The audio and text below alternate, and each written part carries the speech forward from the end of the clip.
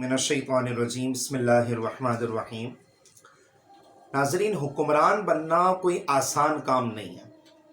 जहाँ इस्लाम ने और शरीयत ने दीगर मामलात में हमारी रहनुमाई की है, तो ऐसा थोड़ी हो सकता है कि मतलब गवर्नमेंट के उसमें कोई भी आ जाए और हुक्मरानियत की सीट पर कोई भी आ जाए और हर एरा गैरा नत्थु गैरा आके हुक्मरान बन जाए और अपनी गवर्नमेंट चलाने लग जाए।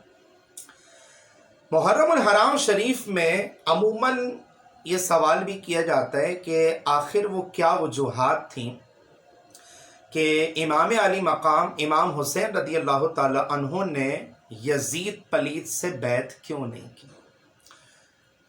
और बाज़ लोगों ने तो बड़ा अफसोस की बात है, इस तरह की बातें भी अपनी किताबों में भी लिखी और तकरीरों में भी लिखी कि माज़ल्लाह अस्तग़फिरुल्लाह इमाम हुसैन रदी अल्लाह ताला अन्हु इक़्तिदार की जंग करने के लिए गए थे। मुझे ये बताएं कि जिनके नाना सारे नबियों के सरदार, जिनकी वालदा सारी जन्नती ख़वातीन के सरदार, जिनके वालिद साहब सारे वलियों के सरदार, उस शख्स को और उस इंसान को ये दुनिया की आर्जी सरदारी का वो भला कब तमन्ना नहीं हो सकता।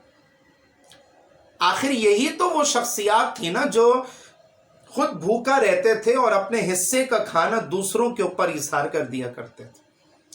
तो सवाल यही पैदा होता है कि भाई बैत क्यों नहीं की जब सब कर रहे थे।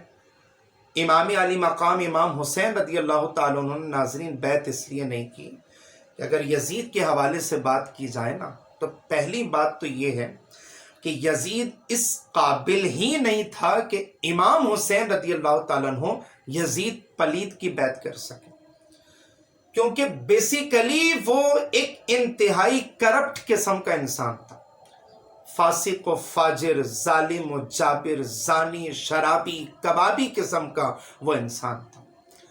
आपको पता है, इक़्तिदार में आने के बाद उसने अल्लाह तबारक व तआला की हुदूद को तोड़ना शुरू कर दिया, हलाल चीज़ों को हराम कर दिया, हराम चीज़ों को हलाल कर दिया। तो पता ये चला कि चूँकि वो इस लायक ही नहीं था ना कि वो हुक्मरान बने और इक़्तिदार की सीट पर आ जाए, इसीलिए तो इमाम हुसैन रदी अल्लाह ताला अन्हु ने उससे बैत करने से इनकार कर दिया।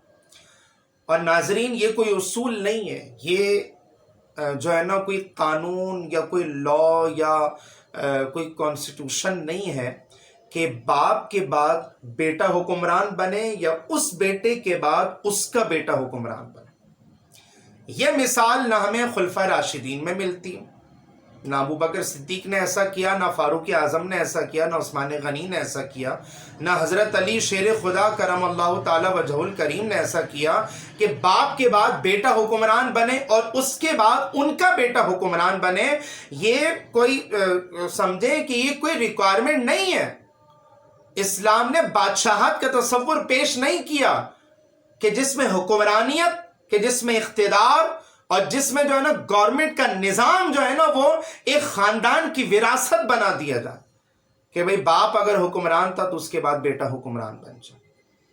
नाजरीन, और ये यजीद पलीद से बैत ना करने की वजह तो मैंने आपको बेसिक वजह बता दी कि एक्चुअली वो एक करप्ट किस्म का इंसान था।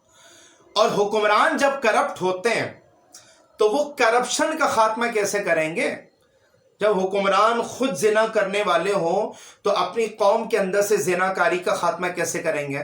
जब हुक्मरान खुद चोरी करने वाले हों तो अपनी स्टेट के अंदर से चोरी और डकैती का खात्मा कैसे करेंगे? माजरत के साथ नाराज नहीं होइएगा, मैं कोई पॉलिटिकल इश्यूज के हवाले से बात नहीं करना चाहता। हुक्मरानों का काम सिर्फ पार्क बनाना नहीं है, सिर्फ रोड बनाना नहीं है, सिर्फ गली कूचों को कंस्ट्रक्ट करना नहीं है, या जो है ना वो अंडर बाईपास या पुल बनाना या रोड बनाना या इस तरह की स्कीमें इजाद करके लोगों को बेवकूफ बना के उनसे पैसा उगलवा लेना, ये हुक्मरानों का काम नहीं है। बल्कि हुक्मरानों का काम तो यह है कि लोगों के दिलों के अंदर खौफ खुदा और इश्क रसूल बेदार करना भी, ये भी हुक्मरानों का तो है ना वो तर्ज अमल होना चाहिए। जब हुक्मरान खुद नेक होता है ना جب حکمران خود خوف خدا کا پیکر ہوگا اور جب حکمرانوں کے اندر خود عشق رسول جب پیدا ہوگا تو آٹومیٹکلی قوم کے اندر اور رعایا کے اندر خوف خدا بھی ہوگا اور عشق رسول بھی ہوگا. یہ قدرتی سامان ہے. تو یزید کے اندر ناظرین تو یہ تو چیز ہی نہیں تھی نا. ہم تو نہ یزید کو امیر المؤمنین مانتے ہیں، جو مانتے ہیں ان کا اپنا نظریہ. دنیا بھر کے الحمدللہ جتنے بھی مسلمان ہیں نا وہ سب یزید کو پلید ہی بولتا. کہاں امام حسین رضی اللہ تعالیٰ عنہ کا مقام اور مرتبہ، کہاں یزید پلید. اس لیے تو بیعت نہیں کی نا، کیونکہ وہ بیسیکلی ایک کرپٹ قسم کا انسان تھا. اور ناظرین جتنے اس میں واقعات جو ہماری کتابوں میں لکھے ہیں نا، اس نے مکہ کے اندر اور مدینہ المنورہ کے اندر کیا کچھ ہنگامہ آرائیاں نہیں کی. تو ایسے شخص سے تو جو ہے نا وہ عام انسان بھی بیعت نہیں کر سکتا. تو ہمارے اور آپ کے امام علی مقام امام حسین رضی اللہ تعالیٰ عنہ آپ کس طرح بیعت کر سکتے تھے. اس لیے میں آخر میں آپ کو ایک فری ایڈوائز یہ دینا چاہوں گا کہ جہاں آپ امام حسین کا ذکر سنتا، یہ اقتدار کی جنگ نہیں تھی، یہ جو ہے نا وہ گورنمنٹ کی جنگ نہیں تھی، یہ اسلام بچانے کی جنگ تھی ناظرین. اور جب بھی آپ نیکسٹ ٹائم کسی کو سلیکٹ کریں نا حکمرانیت کے لیے، کوشش یہ کریں کہ دیکھ لیں کہ کیا اس شخص کے اندر اتنی ایبیلٹی ہے کہ وہ حضور صلی اللہ علیہ وسلم، یہ میں حکمرانوں کے حوالے سے بات کر رہا ہوں، کہ حضور صلی اللہ علیہ وسلم، صحابہ کرام، خلفاء راشدین، تابعین، تبع تابعین، اولیاء کرام، صوفیاء کرام اور جتنے خلفاء ہمارے گزرے ہیں نا، ان کی طرز حکمرانی کے مطابق کیا یہ حکمران بن سکتا ہے یا نہیں بن سکتا.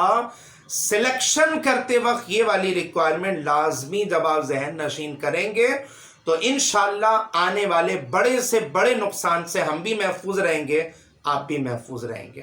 اور اگر آپ کو میری یہ گفتگو پسند آئے اور میرا یہ تبصرہ پسند آئے تو اس ویڈیو کو اور میرے پورے لیکچر کو لائک کریں، شیئر کریں، اچھے اچھے کمنٹ بھی آپ پیش کر سکتے ہیں. اور میرے یہ چینل حسان امتیاز ٹی وی کو لازمی سبسکرائب خود بھی کریں، دوسروں کو بھی کروائیں، اور بیل آئیکن کو آپ آخر میں لازمی پریس کر دیں تاکہ ہر میری آنے والی اپڈیٹس آپ تک اویلیبل ہوتی رہیں.